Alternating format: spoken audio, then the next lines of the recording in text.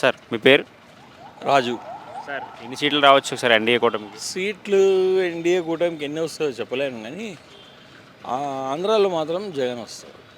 Jagan CM అవుతారు. Jagan CM అవుతారు. ఎందుకు సార్ మళ్ళీ జగన్ సీఎం అవడానికి కారణం? ఆయన చేసిన పథకాలు ఇవన్నిటిని బట్టి జగనే వస్తారు. అభివృద్ధి లేదని చెప్పేసి ప్రజలైతే చాలామంది అంటున్నారు కదా. ఇది అంటారండి, ఇప్పుడు ఎవరు ఎంత అభివృద్ధి చేసినా ఆపోజిషన్ అయితే అంటారు కదా అట్లనే. రాజధాని విషయంలో పోలవరం రాజు విషయంలో మాట తప్పేసి అని చెప్పేసి అయితే చాలామంది టైం పడుతుంది కదా, టైం పడుతుంది కదా. వచ్చే 5 సంవత్సరాలే చేసిండు, ఒక టర్మే చేసిండు కదా. అయితే అది కూడా అయితే టైం పడుతుంది కానీ. సార్ మీకేమనిపిస్తుంది సార్?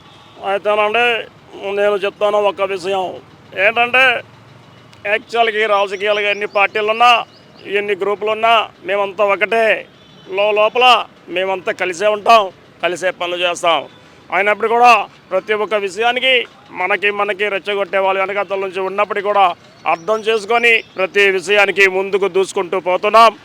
మనస్ఫూర్తిగా చెప్పాలంటే జగన్ చాలా మంచివాడు. ఆయన చిన్న పిల్లవాడైనా రాజకీయంగా చాలా ఎదిగాడు. తండ్రి పాలనలోనే ఆయన శక్తి ఉంది, గుణశక్తి ఉంది, మాట్లాడే కెపాసిటీ కూడా ఆయనకు ఉంది. అందుకోసం నేను తెలియజేస్తున్నాను, అంతా కలిసే ఉందాం. రాజకీయంలోని ఏది కరెక్టో దాన్నే మనం సపోర్ట్ చేస్తూ ముందుకు పోవాలని నేను మనస్ఫూర్తిగా ప్రార్థిస్తున్నా, భావిస్తున్నా.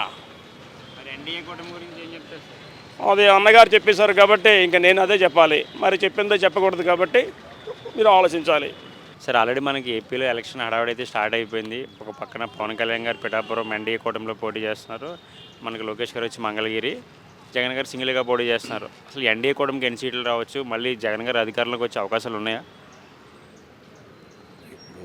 అందరూ కలిసి తిరుగుతున్నారు కానీ ప్రజలు డిసైడ్ అయిపోయారు తెలుగుదేశానికి వేయాలని చెప్పి.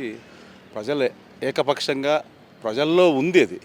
ఇప్పుడు ఎన్డీఏతో స్నేహితం చేశామా, తెలుగుదేశం పార్టీ పవన్ కళ్యాణ్తో స్నేహితం చేశారు, ఇవన్నీ పక్కన పెట్టండి. ప్రజలు తెలుగుదేశానికి ఓటు వేయాలని ఉన్నారు. ప్రజలు డిసైడ్ అయిపోయారు, ఏ ఇబ్బంది లేదు. ప్రచారాలు జరుగుతున్నాయి, సరే ఇండివిజువల్గా తిరుగుతున్నారా, అందరు కలిసికట్టుగా తిరుగుతున్నారా, ఇవన్నీ పక్కన పెట్టండి. ప్రజలు మట్టుకు తెలుగుదేశానికి వేయాలని ఉన్నారు. తెలుగుదేశం పార్టీకి ఏపీలో 120 నుంచి 130 సీట్ల వరకు రావచ్చు పక్కా నేను అనుకుంటున్నాను. లోకేష్ గారు మంగళగిరిలో ఈసారి గెలుస్తారంటారా? మీరు ఏం అడుగుతారండి? మీరు ఇలాగా ఎందుకు అడుగుతారో అర్థం కాదు. ఎందుకు గెలిచారండి? ప్రజలు బ్రహ్మరథం పట్టారు ఈసారి. నాయకుడినే గెలిపించకపోతే ఎవరిని గెలిపిస్తారండి చెప్పండి. మీరు మీడియా వాళ్ళు అడుగుతూనే ఉంటారు ఇట్లా, లోకేష్ గారు గెలుస్తారా, పవన్ కళ్యాణ్ గెలుస్తారా? ఎందుకు గెలిచారండి?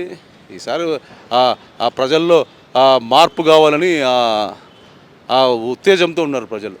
అలాగే జగన్ గారిపై దాడి ప్రతిపక్ష పార్టీలో చేశారని చెప్పేసి ఆయన అయితే మళ్ళీ వాపసు. ఇవన్నీ తప్పులండి. ప్రతిపక్ష వారు ఇప్పుడు కామన్ ఒక ప్రజా మనం ఏదన్నా ఒక మీటింగ్ జరిగేటప్పుడు ఎందరో వస్తారు మీటింగ్కు, ఎవరెవరో ఏదో జరుగుతాయి. దాని మాత్రాన మీరు వేశారు మేము వేశారు, ఇవన్నీ అపవాదులు, అనవసరంగా కల్పించే మాటలు ఇవి తప్ప ఏమి ఇవన్నీ ఆధారం లేని మాటలు. ఎలక్షన్ ట్రెండ్, అవును, ఎలక్షన్ ట్రెండ్కు ఇవన్నీ కామన్ నడిపిస్తారు. పోయినసారి జరిగింది కాబట్టి ఈసారి కూడా అలా జరిగిందని ప్రజలందరూ అనుకుంటారు. ఎన్ని సీట్లు రావచ్చు సార్ వైసీపీకి సార్? అదే ఇప్పుడు మేము 120 నుంచి 130 సీట్లు వస్తాయని మేము అనుకుంటున్నాము. ఇంకా వాళ్ళకి ఎన్ని సీట్లు వస్తాయి మీరే ఊహించాలా. వాళ్ళకి వస్తే ఒక 40 నుంచి 45 సీట్లు వస్తాయని కనపడుతుంది మాకు. పిఠాపురంలో పవన్ కళ్యాణ్ గారికి ఎంత మెజార్టీ రావచ్చు సార్? ఇవి మెజార్టీలు చెప్పలేమండి. అప్పుడే గెలుపు పక్కా గెలుపు ఉంటుంది. మెజార్టీ చూద్దాం. గాలి వచ్చింది, మా గాలి నడుస్తుంది. ఇప్పుడు బాగా ఊపు ఉంటే ఎక్కడికో పోవచ్చు, ఎక్కడికైనా వెళ్ళిపోవచ్చు మెజార్టీస్. గాలి ఇప్పుడు తెలుగుదేశం గాలి కానీ ఆ రోజు బాగుంటే మాది యాక్చువల్ ప్రజల్లో గాలి ఉంది.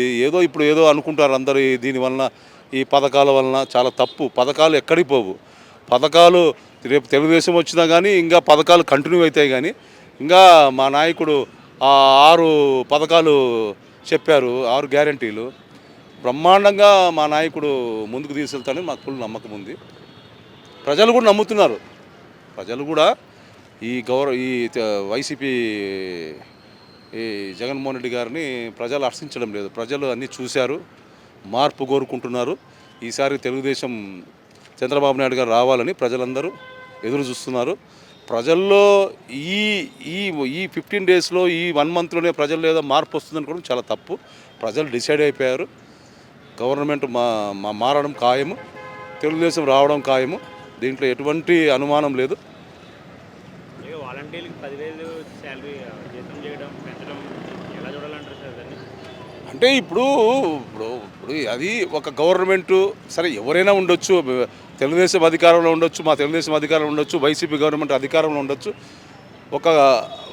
ఒక సిస్టంలో ఒక గవర్నమెంట్ జాబ్ అనేది క్రియేట్ చేశారు. ఎవరికి వాలంటీర్స్ అనే వాళ్ళకి డిస్టర్బెన్స్ కాకుండా తిరిగి మా చంద్రబాబు నాయుడు గారు కంటిన్యూ చేసి వాళ్ళకు ఒక గౌరవప్రదమైన వేతనము ఇవ్వాలని చెప్పి అలా ప్రకటించడం జరిగింది. దాని గురించి ఏమి ఇబ్బంది లేదు. వారికి రేపు తెలుగుదేశం గవర్నమెంట్ వచ్చినా వాళ్ళు మంచి జీతం ఇచ్చి వాళ్ళను మంచి ప్రజా ప్రయోజనాలకు ఉపయోగించుకుంటారని మాకు అనుకుంటున్నాము. సరే, ఏపీలో ఎలక్షన్ హడావుడైతే స్టార్ట్ అయిపోయింది. ఈటెక్కేసిన రాజకీయాలు అందరూ ప్రచారంలో ఫుల్ బిజీగా ఉన్నారు. ఎన్డీఏ కూటమిగా ఒక పక్క ఎన్డీఏ కూటమి, ఒక పక్కన జగన్ గారు సింగిల్గా వస్తున్నారు. అసలు మళ్ళీ జగన్ గారు అధికారంలోకి వచ్చే అవకాశాలు ఉన్నాయి. అలాగే ఎన్డీఏ కూటమికి మళ్ళీ ఒకవేళ ఎన్ని సీట్లు రావచ్చు? జగన్ గారు అయితే అసలు వచ్చే ఛాన్సే లేదండి. ఎంతసేపటికి బటన్ నొక్కుడు ఇవ్వటమే కానీ భవిష్యత్తులో ఆంధ్రప్రదేశ్ ప్రజల యొక్క భూములు కూడా వాళ్ళు మర్చిపోవాల్సి వస్తుంది. అన్నిటికీ ఆయన పేరు మీద ఆయన ఫోటోలు వేసుకోవటం, అది ఈ మధ్య కొత్తగా డ్రోన్ సర్వేలు అని పెట్టారు. ఆ డ్రోన్ సర్వేలు అన్నీ కూడా ఎట్లా తప్పులు తడకలుగా ఉన్నాయి. వాటిని సరిదిద్దాలంటే ఎవరు ఏం పట్టించుకోవట్లేదు. దానికి ఒక ప్రాసెస్ అంటూ లేదు. ప్లస్ అక్కడ ఉన్నటువంటి రోడ్ల పరిస్థితి అధ్వానంగా ఉంది. మరలా భూములు కూడా విలువలు తగ్గిపోయి, మనుషుల విలువలు తగ్గిపోయినాయి. ఇప్పుడు యాక్చువల్గా ఆంధ్రప్రదేశ్ ప్రజలందరూ కూడా ఇదివరకు ఆత్మగౌరవం కోసం పోరాడారు. ఇప్పుడు ఎక్కడ చూసినా హైదరాబాద్లో ఏ పార్కులో చూసినా కానీ ఆంధ్రప్రదేశ్ ప్రజల్ని హేళనగా జోక్గా మాట్లాడుకుంటున్నారు. ఇది తీరా బాధాకరం. కాబట్టి ఆంధ్రప్రదేశ్ ప్రజలందరూ ఉచితాల గురించి కాకుండా ఆంధ్రప్రదేశ్ భవిష్యత్తు గురించి ఆలోచించి కంపల్సరీగా ఎన్డీఏని గెలిపించాల్సిందిగా కోరుచుంటున్నాం. పవన్ కళ్యాణ్ గారు పిఠాపురం నుంచి పోటీ చేస్తున్నారు సార్. ఆయనకి ఎంతవరకు మెజార్టీ రావచ్చు సార్? ఆయన మంచి భారీ మెజార్టీతో గెలవచ్చండి. అలాగే లోకేష్ గారు మంగళగిరిలో ఈసారి విన్ అవుతారంటారు. లోకేష్ గారు కంపల్సరీగా గెలుస్తారండి. ఎన్ని సీట్లు రావచ్చు సార్ ఎన్డీఏకి? ఎన్డీఏకి దాదాపుగా 125 సీట్లు రావచ్చండి. కేసీఆర్ గారు నిన్న మన ఒక లైవ్లో స్టేట్మెంట్ ఇచ్చారు కదా సార్, మళ్ళీ జగన్ గారి అధికారంలోకి వస్తారని. అది ఎలా తీసుకోవాలి సార్ మనం? కేసీఆర్ గారికి ఎంతసేపటికి జగన్ గారు అంటే ప్రేమ కాబట్టి కేసీఆర్ గారికి ఆయన గెలవాలని కోరుకుంటారు. ముందు ఆయన గెలిస్తే కదా ముందు ఆయన పక్కన ఆయన గెలవడానికి. ఆయనంతా ఇప్పుడు కేసీఆర్ గారి వాయిస్ అంతా ఇప్పుడు రివర్స్ ట్రెండ్లో నడుస్తుంది. కాబట్టి దాని గురించి పట్టించుకోవాల్సిన అవసరమే లేదు. అలాగే చంద్రబాబు నాయుడు గారు అయితే అధికారంలోకి వస్తే వాలంటీర్లు శాలరీ డబల్ చేస్తానని చెప్పేసి 10,000 చేస్తానని చెప్పేసి దీన్ని ఎలా చూడాలంటారు అసలు? నిజమైన వాలంటీర్లు, నిజమైన ప్రజలకు సేవ చేసే వాళ్ళకి జీతాలు పెంచడంలో తప్పు లేదు. జగన్ గారికి అయితే ఎన్ని సీట్లు రావచ్చు? జగన్ గారికి దాదాపుగా 20 సీట్లు 30 సీట్ల కంటే లోపే రావాలండి. అలాగే సొంత ఫ్యామిలీ ఆయన వ్యతిరేకిస్తున్నారు కదా. కాంగ్రెస్ పార్టీలో తన చెల్లి అయితే ఉంది, ఆమెను పట్టించుకోలేదు, ఆమె అయితే కామెంట్లు చేస్తున్నారు. అదంతా ఒక పొలిటికల్ డ్రామా అండి. అసలు ఆ కుటుంబాన్ని గురించి మనం మాట్లాడుకోవటం తక్కువ అండి.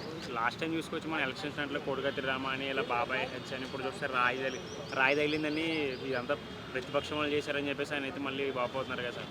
మళ్ళీ దీన్ని ఎలా చూడాలంటారు ఒకసారి? ఇవన్నీ పొలిటికల్ డ్రామాలండి. ఎంత పొలిటికల్ డ్రామా, జస్ట్ ఆ గులకరా వేస్తే దానికి పెద్ద ఆపరేషన్ చేసినట్లుగానో ఏదో చేసినారు కదా, అదంతా డ్రామా. దాని గురించి అసలు మాట్లాడాల్సిన అవసరం లేదు. ఎన్డీఏ కూటమికి అయితే అధికారంలోకి వస్తారని మీరు కోరుకుంటున్నారు? కంపల్సరీగా రావాలండి. ఆంధ్రప్రదేశ్ బాగుపడాలంటే రావాల్సిందే. హైదరాబాద్లో ప్రతి పార్కులో కూడా ఆంధ్రప్రదేశ్ ప్రజల గురించి హేళనగా మాట్లాడుకున్నారు. ఇది ముందు ఆలోచించండి అందరూ. తెలంగాణ ఉంటూ కూడా తెలంగాణ గురించి మాట్లాడుకోరు, ఆంధ్రప్రదేశ్ పాలిటిక్స్ గురించి పార్కుల్లో హేళనగా మాట్లాడుకుంటున్నారు.